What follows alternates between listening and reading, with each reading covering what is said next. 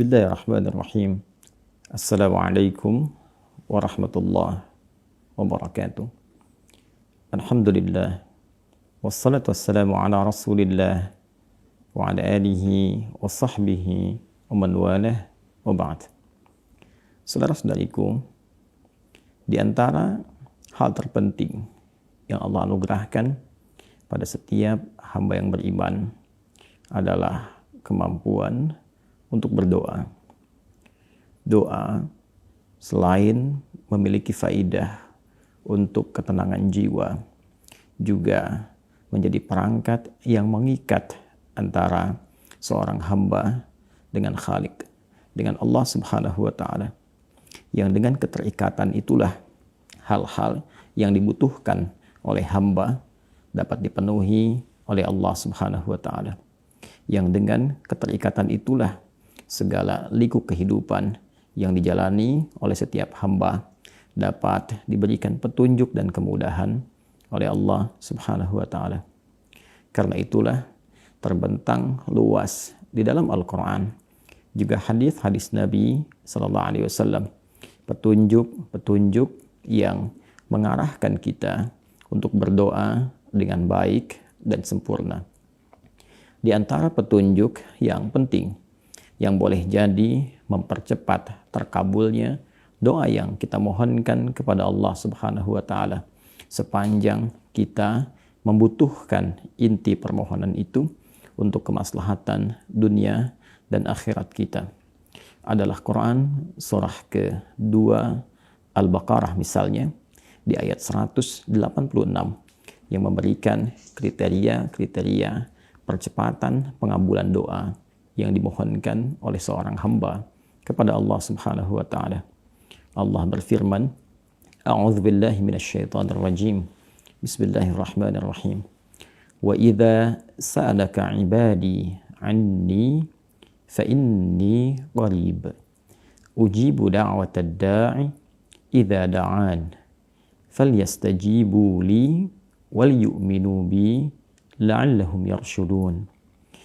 Wa idza sa'alaka ibadi, dan Muhammad sallallahu alaihi wasallam, bila ada di antara hamba-hambaku bertanya kepadamu, anni, tentangku. Mereka bertanya kepadamu Muhammad sallallahu alaihi wasallam tentangku, ingin mendekat kepada aku, ingin bermohon kepada Allah Subhanahu wa Ta'ala. Karena motif hamba yang mendekat kepada Allah umumnya mereka ingin berdoa, mereka ingin bermohon, mereka ingin bersimpuh kehadirat Allah Subhanahu wa Ta'ala. Fa inni qarib, maka lekas sampaikan kepada mereka, sungguh aku amatlah dekat. Sesuatu ayat, sesuatu penegasan yang memberikan kelapangan dan ketenangan kepada jiwa. Jika seorang bertanya kepada Anda, di manakah si fulan? Lalu Anda berkata, iya, dekat. Iya, sebentar lagi tiba. Ia akan datang. Maka ini lebih memberikan ketenangan dibandingkan kita berkata misalnya, belum didapati informasinya. Aku belum tahu di mana dia berada sekarang. Aku belum tahu seperti apa dia akan datang. Maka sebelum hamba menduga dan mencari-cari, Allah menjawab, fa inni qarib, maka tanamkan pada jiwamu, kuatkan pada ragamu, aku amatlah dekat. Ujibu da'watad da'i idza da'an. Kedekatan itulah yang menjadikan Allah Subhanahu wa Ta'ala kemudian merespon, ujibu da'watad da'i, maka aku akan senantiasa menjawab satu doa yang disampaikan oleh setiap pendoa, permohonan yang disampaikan oleh setiap hamba. Idza da'ani, jika ia berdoa kepada aku, kata Allah Subhanahu wa Ta'ala. Jadi sifat doa di ayat ini digambarkan oleh Allah sepanjang setiap hamba itu bermohon kepada Allah, Allah pasti mendengarnya. Allah pasti mengetahuinya. Tidak ada doa yang tidak didengar. Tidak ada doa yang disia-siakan. Tidak ada doa yang tidak mendapatkan respon dari Allah Subhanahu wa Ta'ala. Jika seorang hamba ingin mendapatkan percepatan dari jawaban doanya, maka Allah memberikan sebuah penegasan, falyastajibu li wal yu'minu bi la'allahum yarshudun. falyastajibu li, maka bersamaan dengan permohonan yang kau sampaikan kepada aku, kata Allah, bergegas pula engkau respon dan jawab setiap seruan, setiap perintah yang aku berikan kepadamu. Doa adalah permohonan yang kita mintakan kepada Allah Subhanahu wa taala untuk meminta kemudahan dalam hak kehidupan kita, untuk meminta jawaban dalam setiap persoalan yang kita hadapi. Kewajiban Allah adalah memberikan jawaban dan kemudahan yang kita inginkan itu. Namun, hukum mengatakan hak selalu bersanding dengan kewajiban. Jika kita menuntut hak dari Allah Subhanahu wa taala, maka kita pun harus memenuhi kewajiban kita sebagai seorang hamba yang dengan kewajiban itu menjadi hak Allah Subhanahu wa taala untuk menerimanya. Jangan sampai banyak orang menuntut haknya tapi tidak memenuhi kewajibannya. Banyak orang menuntut gaji diberikan tapi dia tidak mau bekerja untuk mendapatkan gaji yang telah disepakati itu.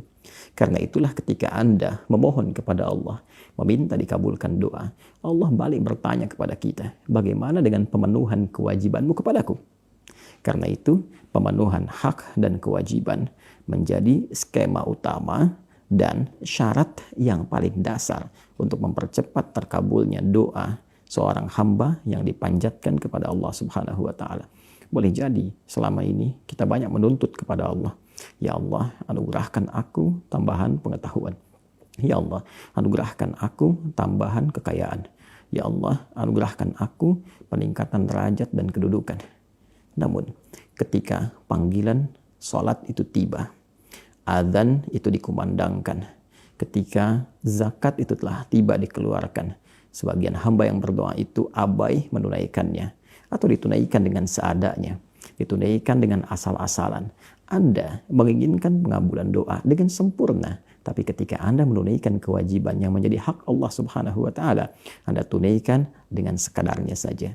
Apakah itu berimbang dari segi hak dan kewajiban? Maka satu cara yang disampaikan oleh Al-Quran dan memudahkan doa akan cepat dikabulkan adalah penuhi kewajiban kita kepada Allah Subhanahu wa taala dengan cepat. Falyastajibu li. Falyastajibu, maka bergegaslah.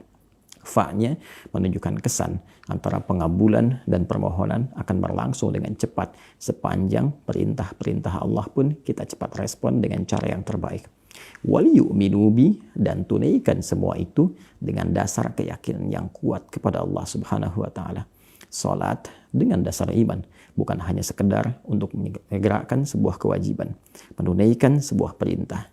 Zakat tunaikan dengan dasar iman, bukan hanya formalitas karena agama memerintahkannya, tunaikan dengan iman.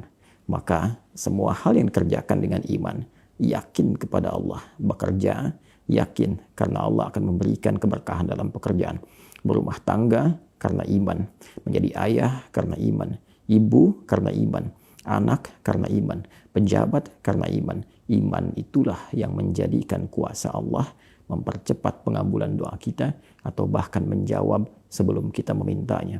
La'allahum yarshudun, dan semua ini disampaikan oleh Allah supaya mereka, orang-orang yang berdoa meminta itu mengerti bagaimana Allah Subhanahu wa taala memberikan petunjuk kepada mereka lewat permohonan-permohonan dan perintah-perintah yang ditunaikan itu.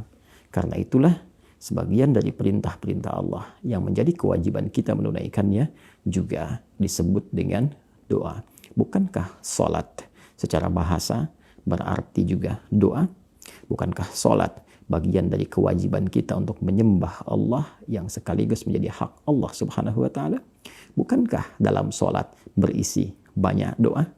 Ini menunjukkan hak dan kewajiban selalu bersanding dengan bersama, dan dengan itulah semua hak dan kewajiban akan terpenuhi sesuai dengan porsinya.